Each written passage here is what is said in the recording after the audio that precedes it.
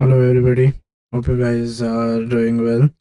So, today we will be continuing our journey in in computer networks. And then in the previous chapters, we studied the need for framing. We were in data link layer. So we understood why do we need framing. Why do we need framing? Then we saw two types of framing. One was bit and byte framing, and then um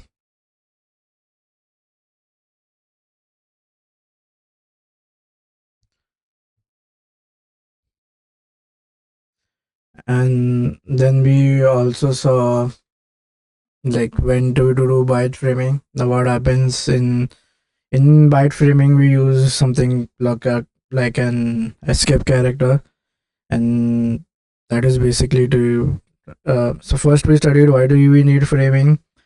Because data link layer is that link layer which is going to convert.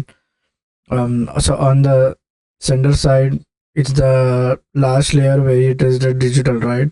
The next layer that is going to come is physical. Now, physical layer is, you know, signals are going to go in electrical format. So, but on the receiver side, again, it's the second layer where um, the, what do you say, or I can say the first layer that receives the digital bits.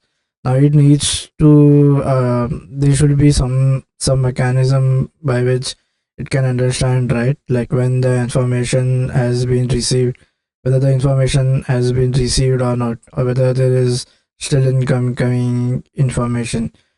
Now there are two types of framing. One is you do variable, and then so can if you think that way, well, if you have like a stream of bits and you want to say, um, so like you want the other side to know like that when you are ending the message.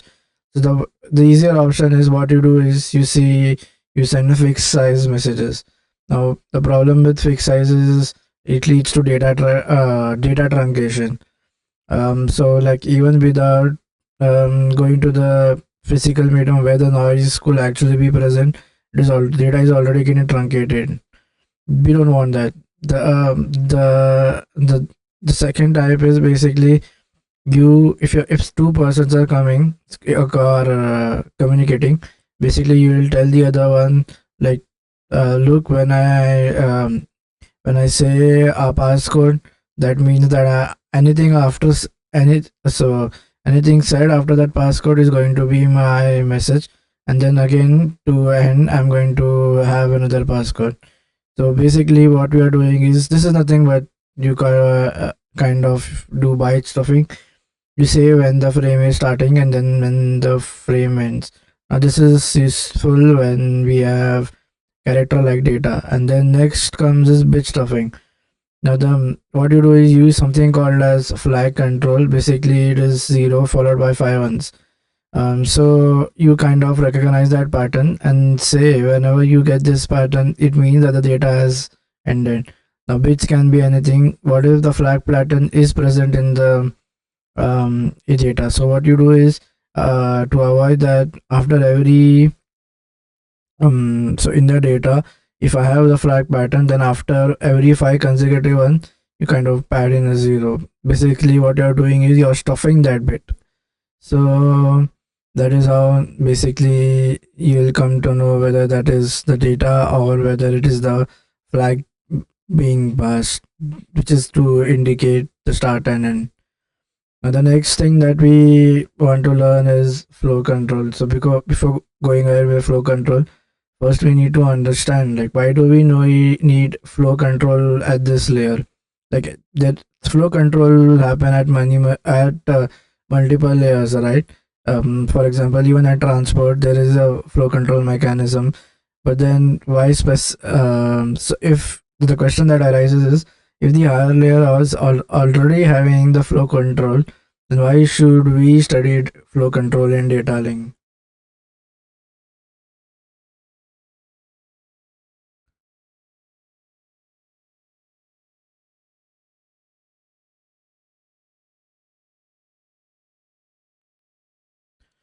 Okay, so now we kind of derived a mechanism wherein we could say between the sender and the receiver that when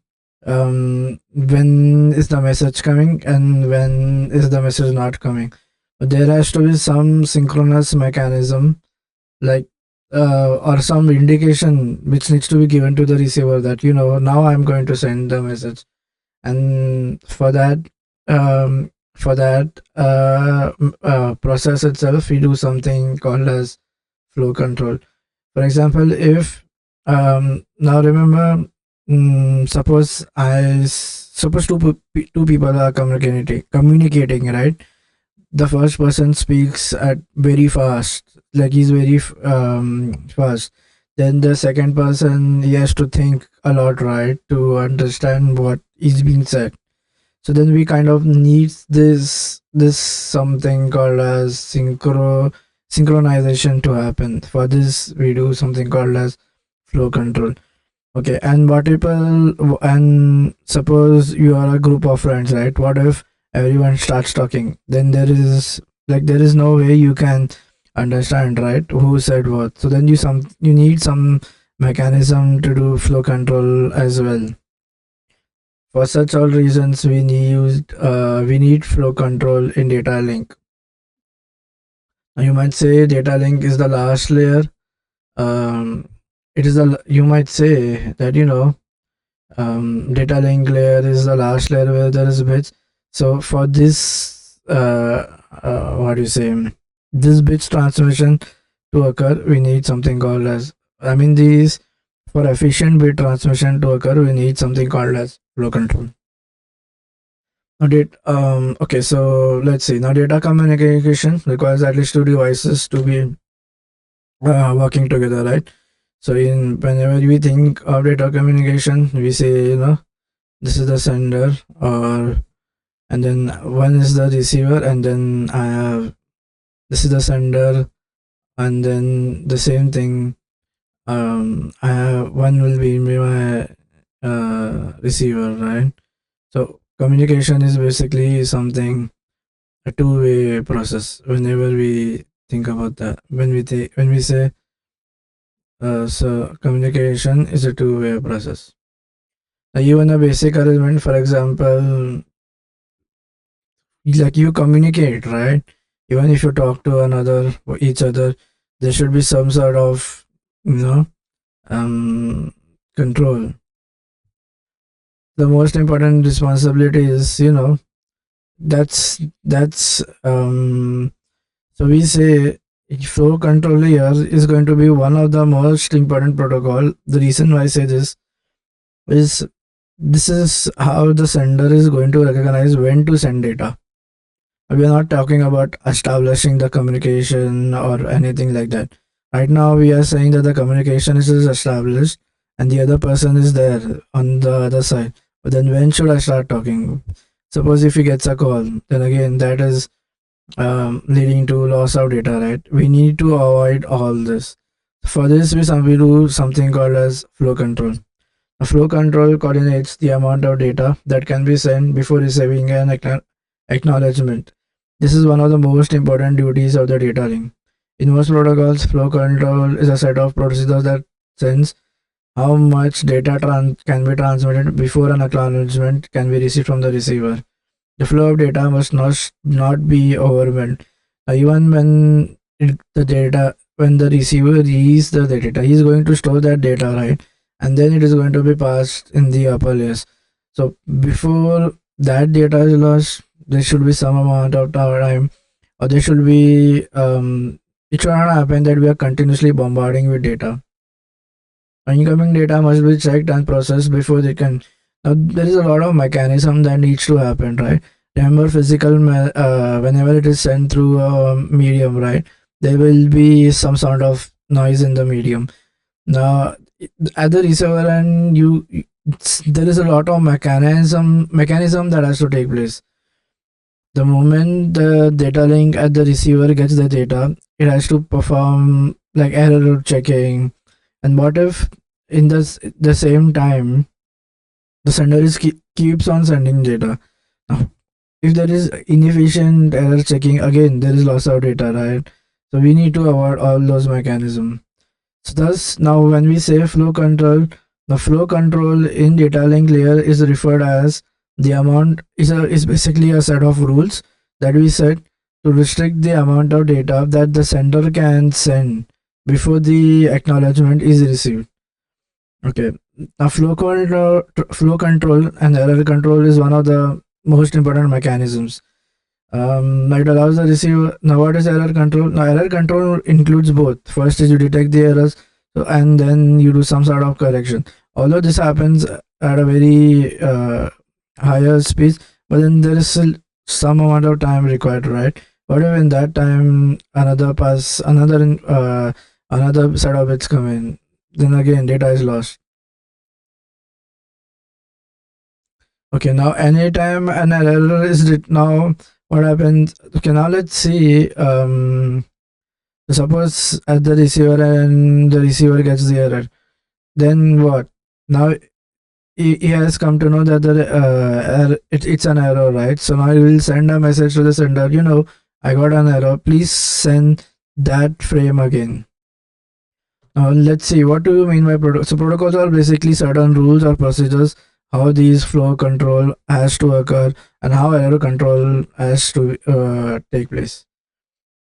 Okay. Now there are two types of. Generally, we say there are two types of error control mechanism. Sorry, uh, there are two procedures. First is for a noiseless channel. Now, okay. Before going ahead, let's have these things set up because this is going to be very important. This is sender, and then this is receiver, right?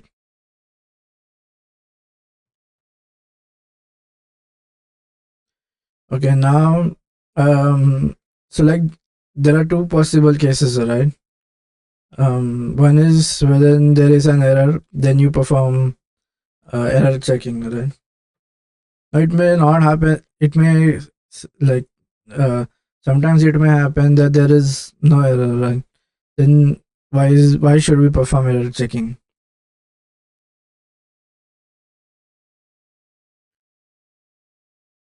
There are two possible protocols. What we see, there are we say there are two possible categories.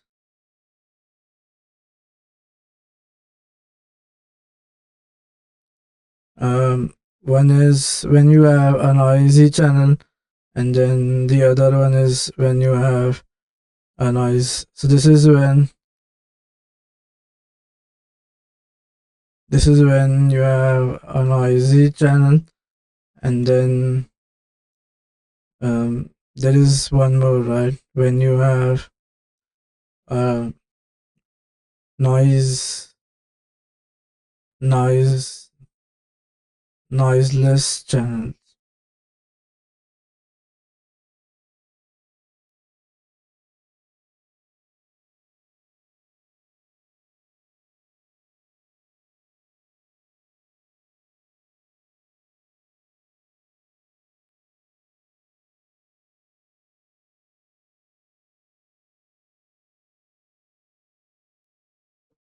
Okay, now noiseless. So when there is no noiseless when there is no noise, right? We don't need like repeating that the transmissions, right? The receiver won't say to sender, right? Send it again. No, we don't do that in noiseless, right? So the protocol will be very simple.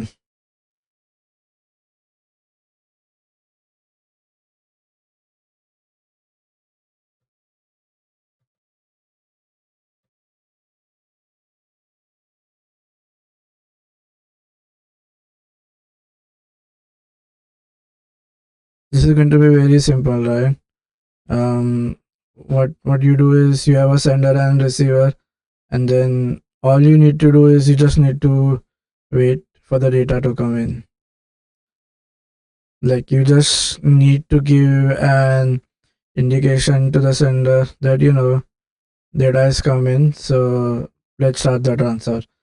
It is as simple as that.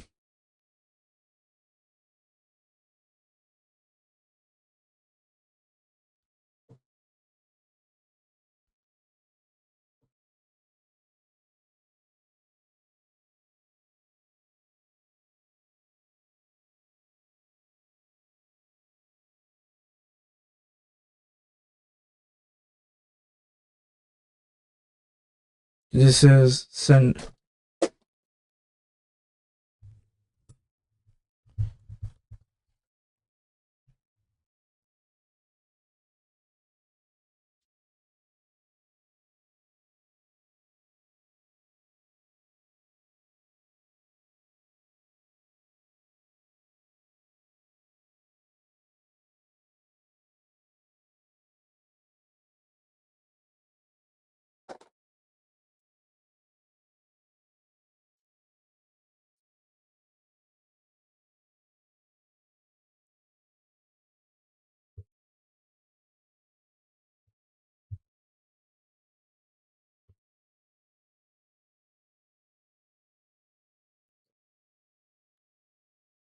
Yeah, so it is as simple as that, right?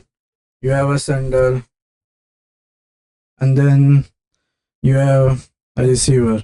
There is no like there is no noise, right? So it's basically simple. What will happen is um this is the basic. So okay. Uh, Now the first protocol is basically the simplest because there is no error control, right? Like others where we discuss for noise and other things. Basically, we are there is nothing right in this. Now we assume that the receiver can immediately handle any frame, and then so and it receives such that the processing time. Now it needs to convert the what do you say physical to data link, right? That processing time, sorry, I mean the electrical to digital pulse. That is the time taken to do that is very negligible. So if you say a pseudo code will be, you know, it will be like first is that indication should happen, right? So then the receiver might send an event or something to the sender, right?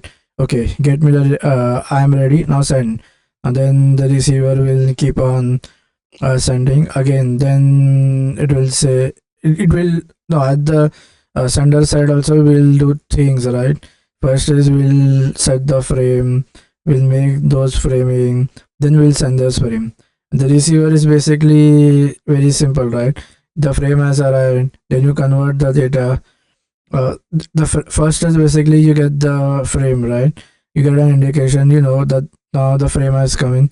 Second is you convert that electrical pulses to a digital one and zeros, and then you kind of pass into the other layers. It's very simple, right? This is basically it's basically very simple, right? This is called a stop and um this is very simple. There is no mechanism here. Now the problem that will happen is what if the sender is sending at a very fast rate as compared to the receiver. So some mechanism we need to do so that there is no loss of data. For that we see first protocol, which is the second protocol, you can say, that is the stop and wait. When the data frames arrive at the receiver at a rate faster than they are to be processed, the frame must be stored until used, right? Then the receiver won't have that many storage space, right? This may result either the discard or then we say the service has been denied. To prevent the receiver from becoming overwhelmed with frames, we tell the sender, you are sending at a very fast rate, please slow down. So then this is how what we say stop and wait, because the sender sends one rate, sender sends one's frame, stops, waits until the acknowledgement has come that the what we sent previously has been now received. Now let's go ahead. This is basically a very okay. This is basically the very common. It's not something difficult. I see. So first, let's make so noise uh, the noiseless protocol. So in that, the first thing is basically there's no technical name. Simple mechanism.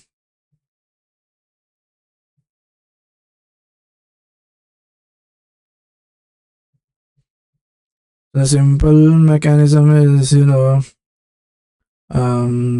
yeah. Good.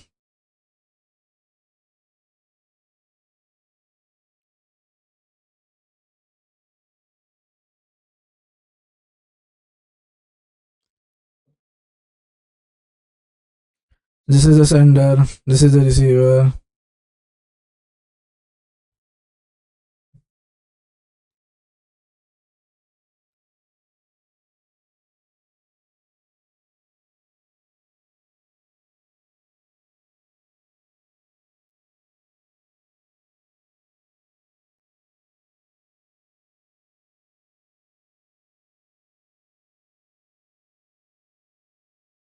This is sender. This is the receiver, right? So then now what you do is um so at the let's write. So at the sender and you wait like I'm at the sender and basically is you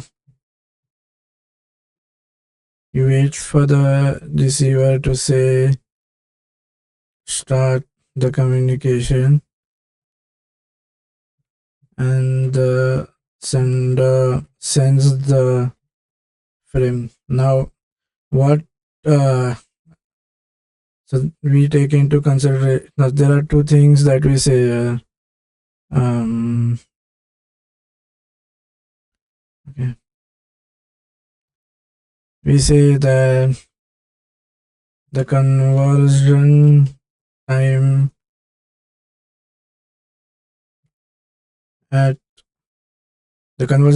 at the receiver is almost negligible, right? Which is like equivalent to zero. This is the first consideration that we take in.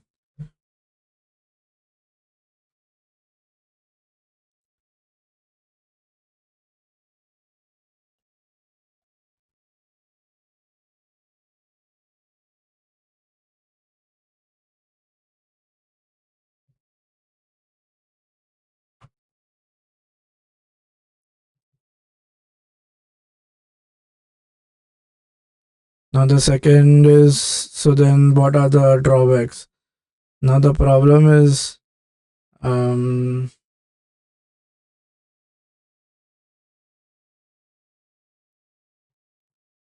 what if the sender is sending at a very fast rate? Now then frames will be lost at the receiver.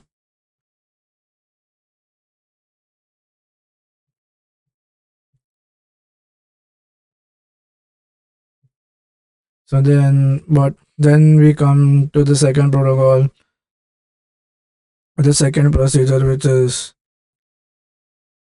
stop and wait. So basically what we do is we say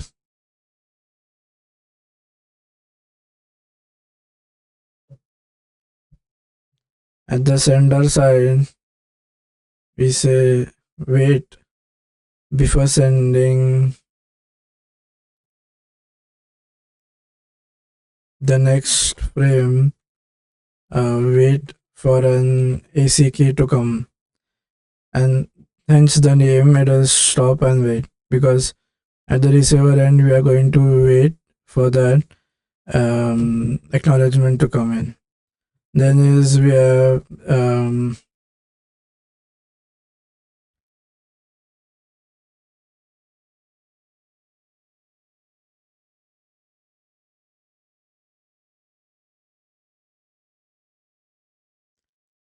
okay. This is so now the receiver is going to send the acknowledgement, right? That is how this protocol is going to work. So remember, this protocol is for noiseless channel, right? What if the channel is noisy? Now then, let's go ahead. Now let's see about noisy channels.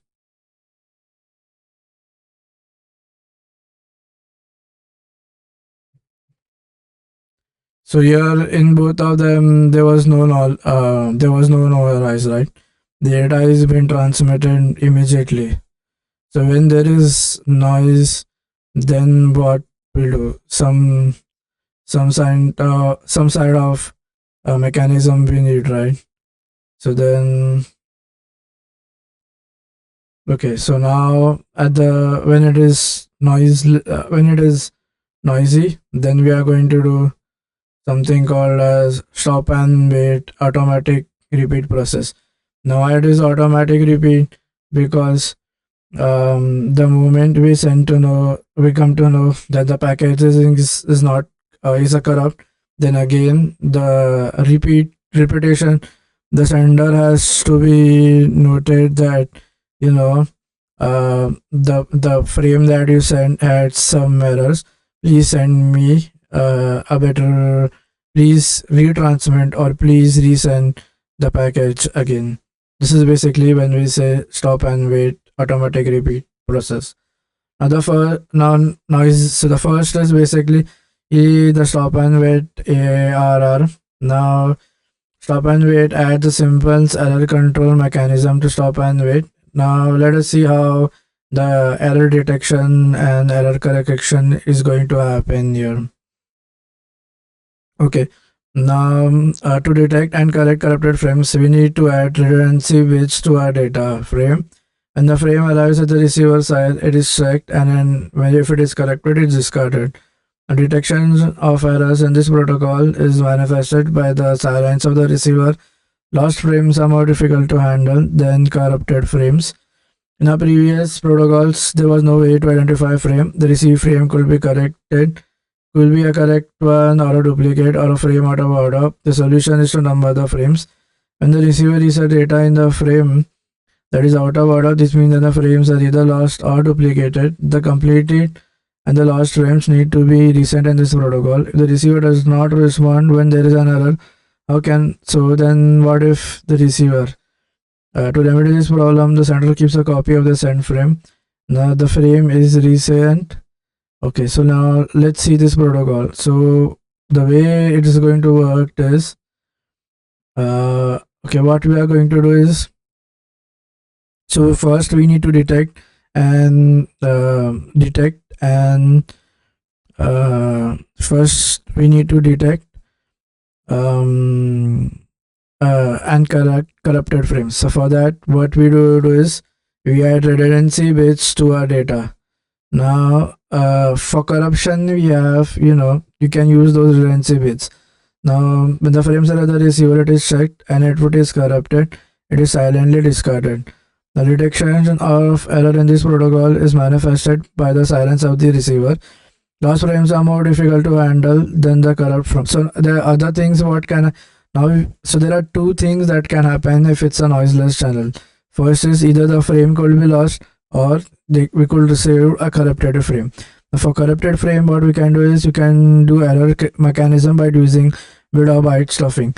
But then what if what if the frame is lost? Now, if the frame is lost, then there is no mechanism to like we need some mechanism, right, to for the receiver to identify that the frame is lost. So for these we use sequence numbers. So what we do is we give sequence numbers to each frames. So if the first frame will be 1, 2, 3 and 4 and so on. How does the receiver check whether the frame was um, so if the receiver does not, okay, so yeah, uh, so then if there is, and what we'll do is the receiver will keep a track of the order of the frames. For example, like it will have the number stored in it. If the frames are out of order, then basically it indicates that the frame was lost. This is basically how one deals with when there is an issue with a when the frame is lost. Now, when there is a corrupted frame, what we need to do is we need to send the receiver a message that you need to send the data again.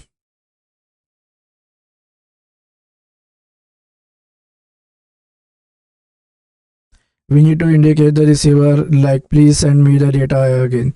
For this, um, okay, then yeah, this we said.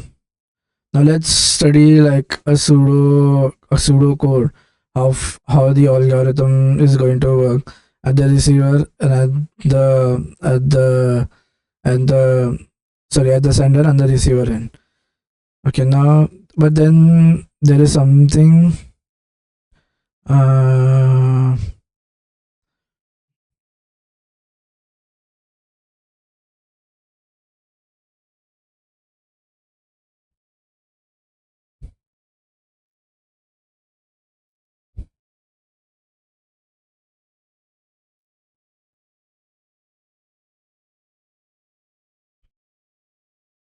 okay, so then the receiver has a control variable we call, so this is n equal to 0. Uh, Not is I now stop and wait. Let's see a pseudocode. Okay. Um. Okay. So what he's saying is, so what all things that we need to keep a track is we need to keep the sequence number, and then we need to check if the error has occurred or not. As we first notice the presence, this is a pseudocode. I don't know. Does it get copied and pasted? No.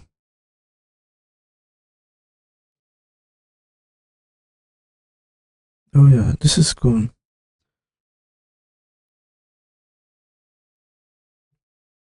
Okay, so now first is at the central side.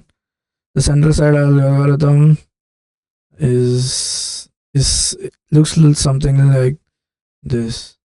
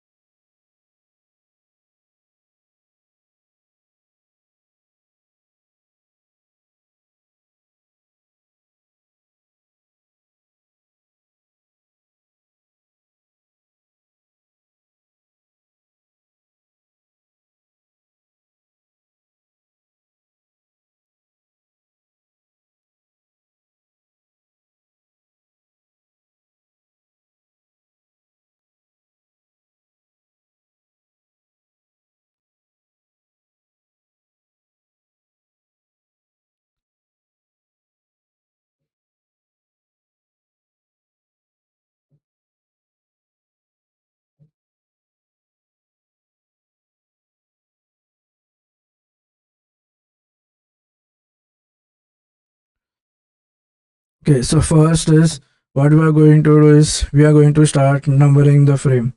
So the first frame is going to be uh, n is equal to 0. Now then we have, this is something at the receiver, right? So allow the first so then first is okay, so we are saying, uh send the first. So then we are going to send the first. The moment the first frame is go, then we are going to report this, like we are going to repeat the process. Now then what in repeat, what are we going to do? Wait for an event. That is when the receiver says, get me the data. So then first what at the sender end, we are first going to call the get data, which is going to get the data. Then we are going to make the frame. Then we are going to store the frame. Then we are going to send the frame, and then we are going to we are going to have a start timer. And then also we are going to have something called as an acknowledgement.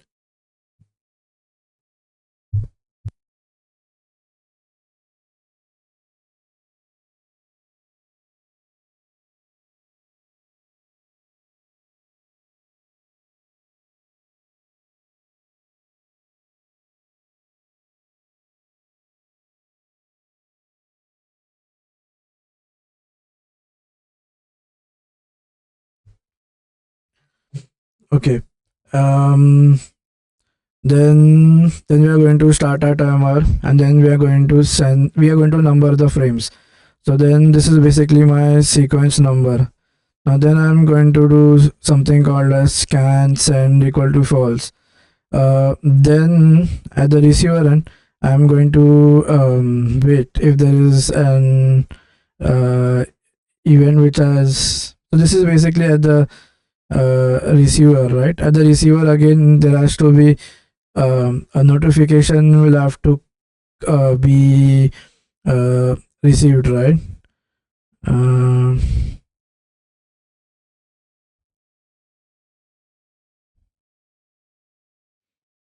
okay, then I'm going to have a notification at the receiver end, and then I'm going to say if I have the acknowledgement number. If it's not corrupted an acknowledgement, then I'm going to stop the timer which I started, and then I'm going to post the frame, basically store the frame. And then again I'm going to, some this scan send is basically something which is coming. So remember, we need to have that synchronization, right? Basically when to send or when not to send. So what we are saying here is, um, by making can send equal to true. So first we are just transmitting the first frame. The later frames transmission will be happen only when the receiver tells to the sender that you can send data. Now if the event so then this has to create a event, right? The sender has to let the receiver know that, send me the data. For so then um sorry, the sender has to send a event or an indication to the receiver saying that I'm going to send the data. Then this is basically what that notification is. The moment it receives that notification, then it's does something called as receiver frame acknowledgement.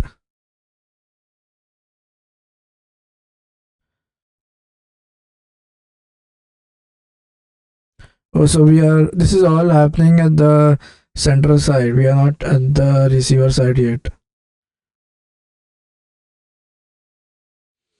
Okay, so at the sender side there are two things that we need to pass in, right? one is one is the sequence number,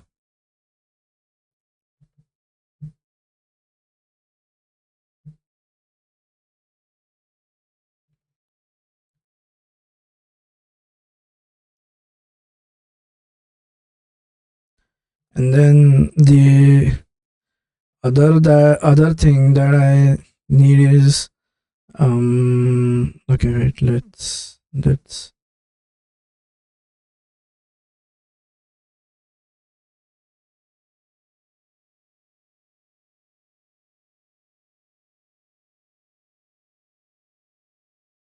And the other thing that I need is um,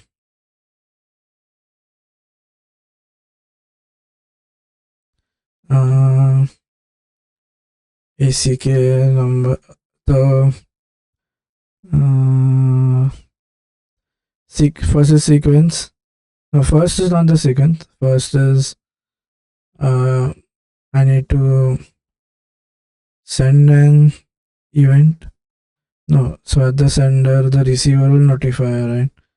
So receiver. And after I do have the sequence number, I need something called as um, no acknowledge acknowledgement number.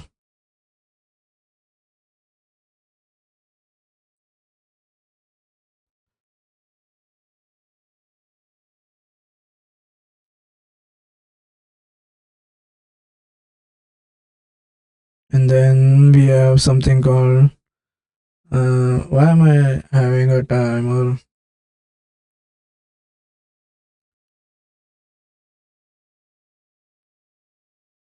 So I'm sending a timer as well. Okay, so there needs to be a timer control, right, for that for stop and wait to occur. So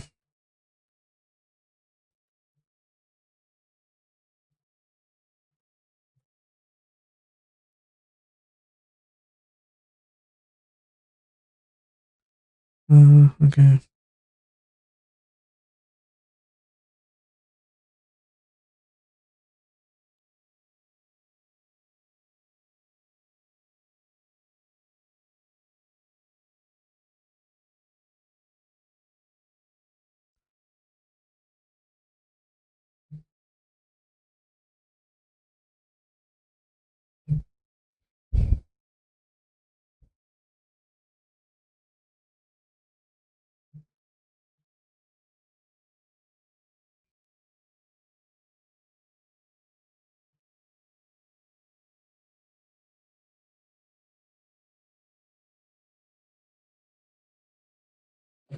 Okay, so now there is something I've set a variable saying can send equal to true, and while this is true, the first this is for giving sequence number, I can say. Uh,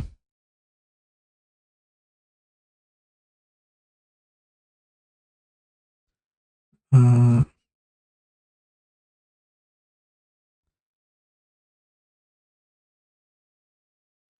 no, it's no, no, it's a text. Go here, change the color. This is setting the sequence number. Okay. Now this can send is to match at the receiver side, saying I can send the data.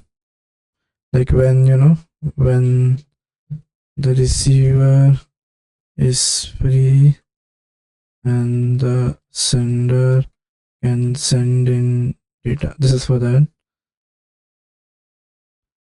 Uh, Now this is a while true because we need these process to happen repeat forever, right? Okay, so then this wait for event is basically this has to be true. So if any one of them is false, then this will become false. Okay, so then wait for event, the receiver will have to say, right, I am ready. I am ready event from the receiver.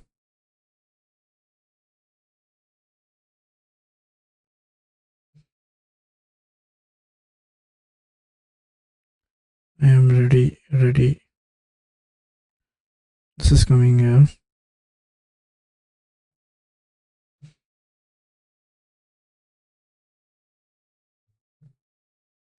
Then we have the request to send. Now the C has got this event and this is going to be true. So now first is this is data formation. or you can name this as frame format for frame formation process.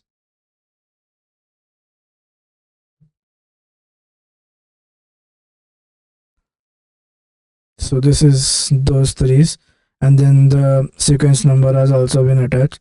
Then we do something called as start time. So then this is the sequence.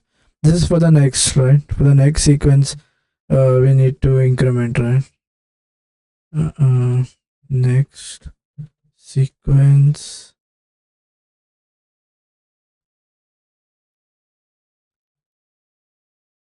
increment this sequence number.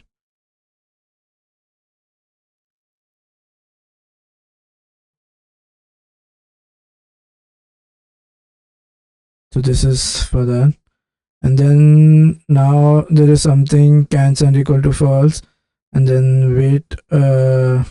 These are for the next. Now at this level, yeah. Okay, if I say the frame has been sent. Now I'm going to go at the receiver. So then again at the receiver end there is something. There is some issue that has to occur. So now I'm at the receiver. The frame has been set. Okay. So then now this is basically an indication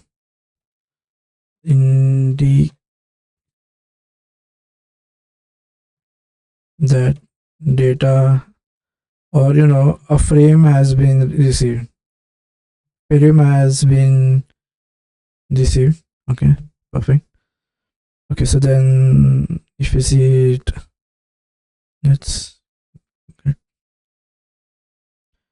okay, now the data frame arrives. Now this is the what do you say, this is the function call. We work for the same thing. Okay, now first is we are validating whether it's a correct frame. Now we are checking if there is a frame drop or not. If there is a frame drop, then sleep. And then he says, like, if this is the correct frame, this is for correct frame, we extract the data, deliver data, and this is send an acknowledgement, send an ACK back. Okay, so am I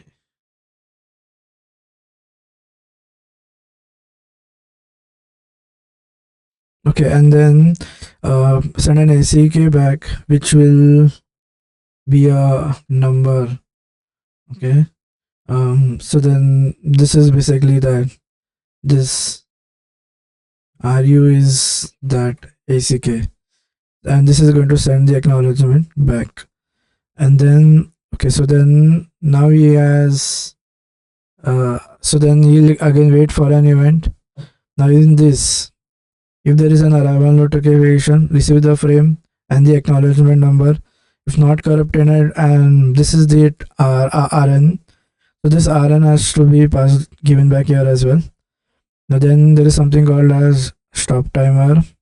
Pause the frame, then again make can send equal to true. So the sequence number is the SN. Keep the copy, sleep. An acknowledgement has been received from the receiver. Valid acknowledgement, copy is not needed. Then just time it out. Then again repeat the process again. That's what he's trying to say.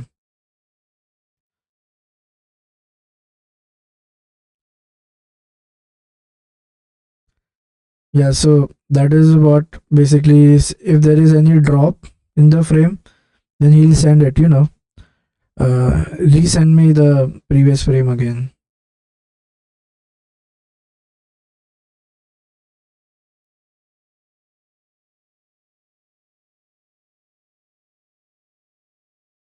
And every time the receiver, now how will you say that there is some mechanism at the receiver, right, to check whether it's the repeated frame or is it the original? So here there is something called as so the sequence number, right? The sequence, it will always wait for a sequence number which will be greater than 1. So like it will be plus 1 the previous number. So then it will come to know that, this is not the correct frame, this is the repeat frame which has been sent.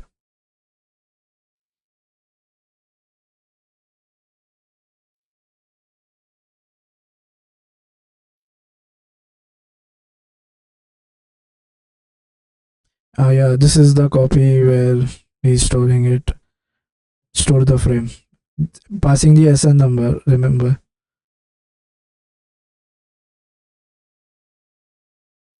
And then this resend SN is basically the copy that is been sent, right? Which is going to. So then he'll get something called as, okay, yeah.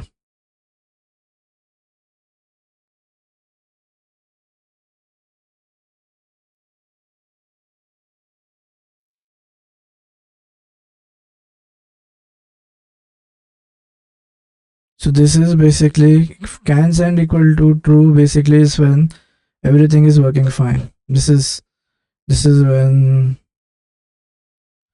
everything is as desired.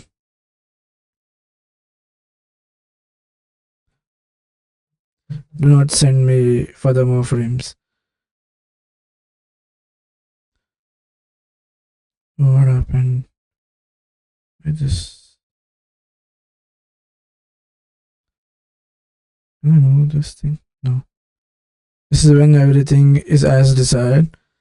Um, Now this is valid acknowledgement. Copy is not needed. Just time it out. And then if the timer has, what's the use of this timer? I mean,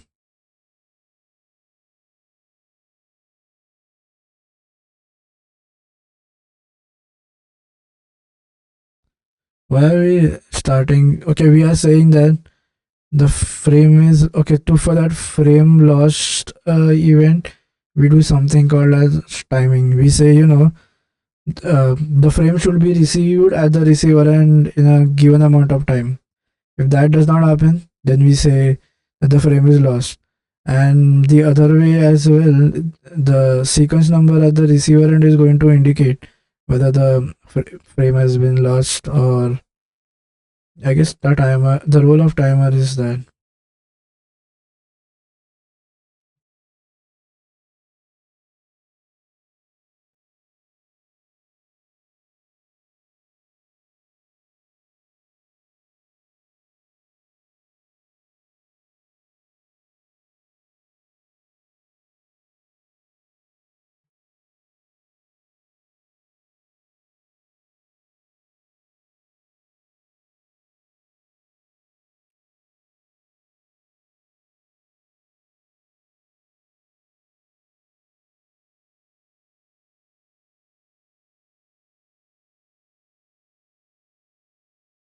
Yes.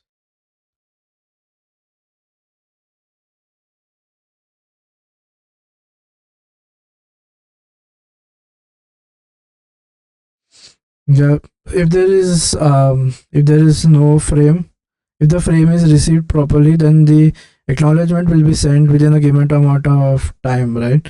Because remember, the sender will be waiting for the next to send the next frame.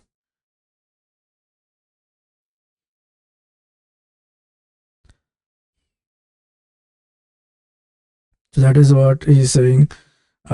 This timer is this is what stops that timer. So if it's not corrupted and acknowledgement, then you stop the timer. Then this is for basically sending the next. This is I'm still waiting for that timer to end.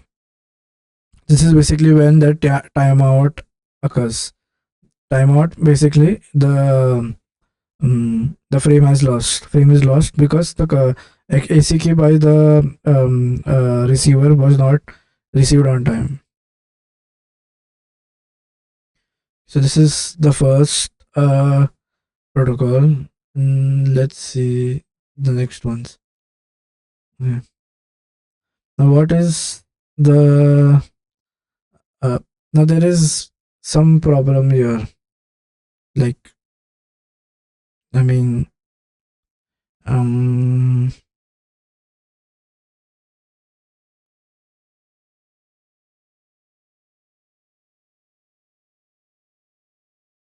there is what is the drawback here? We say that there is no pipelining. What do we mean by pipelining? Pipeline is basically a task is often begin before the previous task has ended. This is known as pipelining. There is no pipelining in stop and wait because we need to wait. The sender has to wait until the frame goes to the receiver and the acknowledgement is sent. Pipelining does not because we need to wait. Uh, okay, so then this is an issue with pipelining. So then we call um oh no, let's go.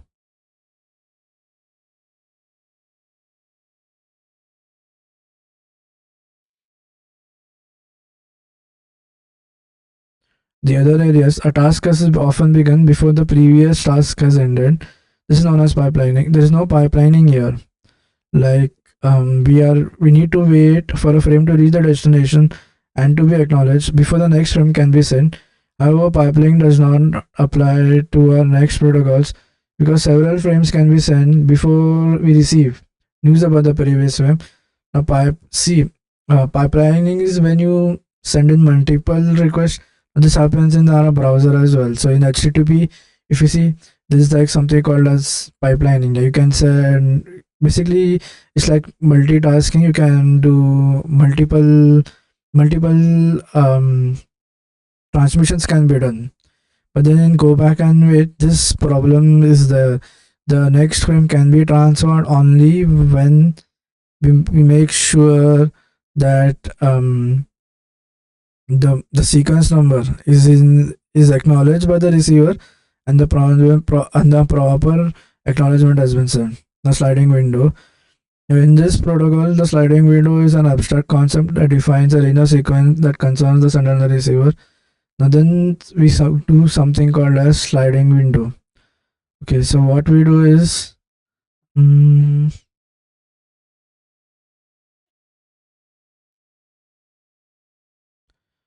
to the then we are now to improve the efficiency of this, we do something called as go back and automatic repeat record. Again, to improve the efficiency, basically that is to do pipelining.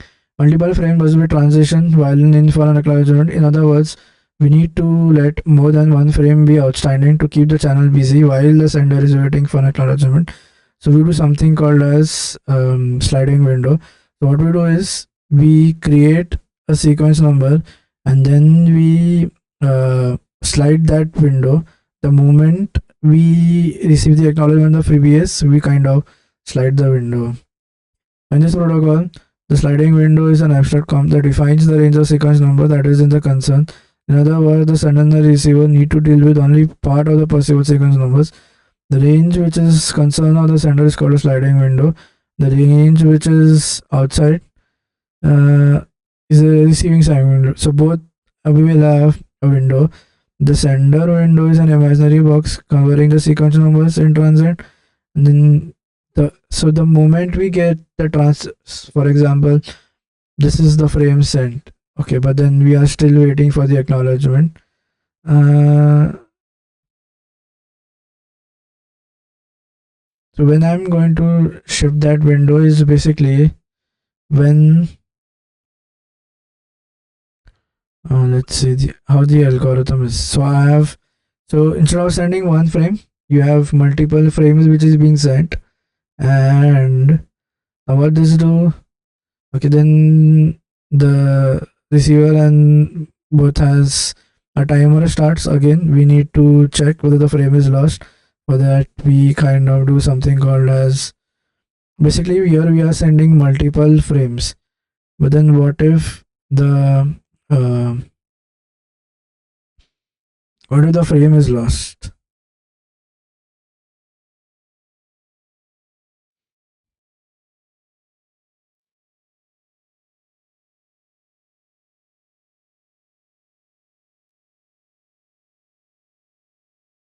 There is okay, and then what should be the side of window? Remember, so we can show that the size of ND must be less than 2 power m. Like what is if the window size is less than 2 power m? For example, we have select we say m is 2, then we have 4, right? So then the window size is 3. First frame is sent, okay, and then the window has to keep on sliding, right? Then I go at the receiver, okay.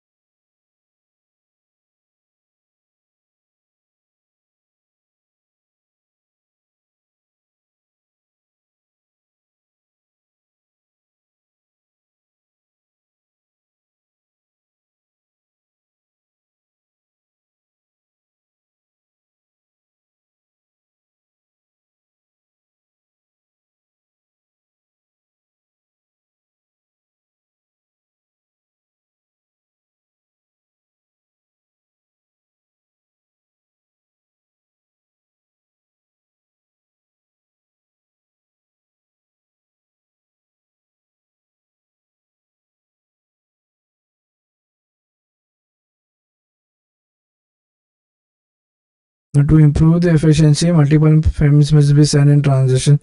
So for this, we do something called as a sliding window.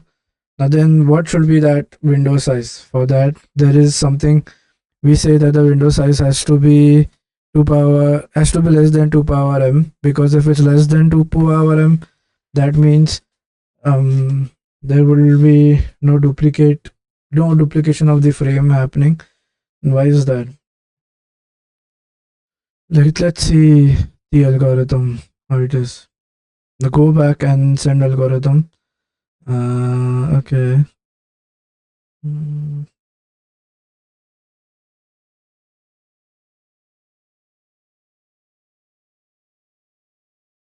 let's see the flow diagram.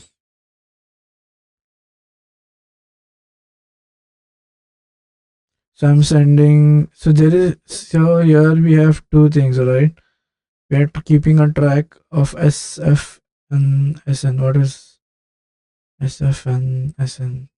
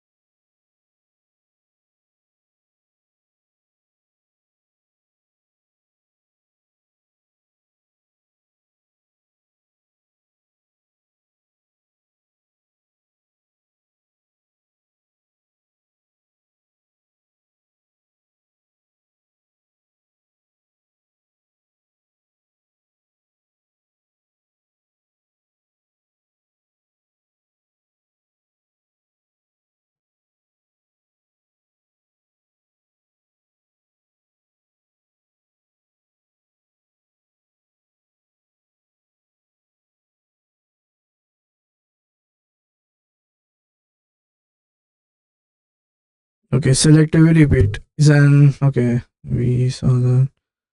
Hmm.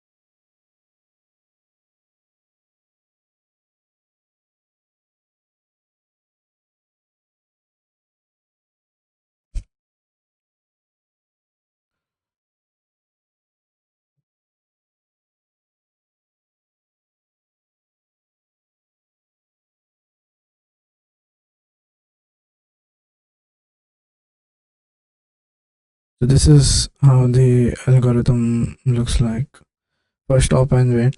We'll see the selective repeat protocol in the next one, in the next video. Till that time, take care. Bye bye. Thanks.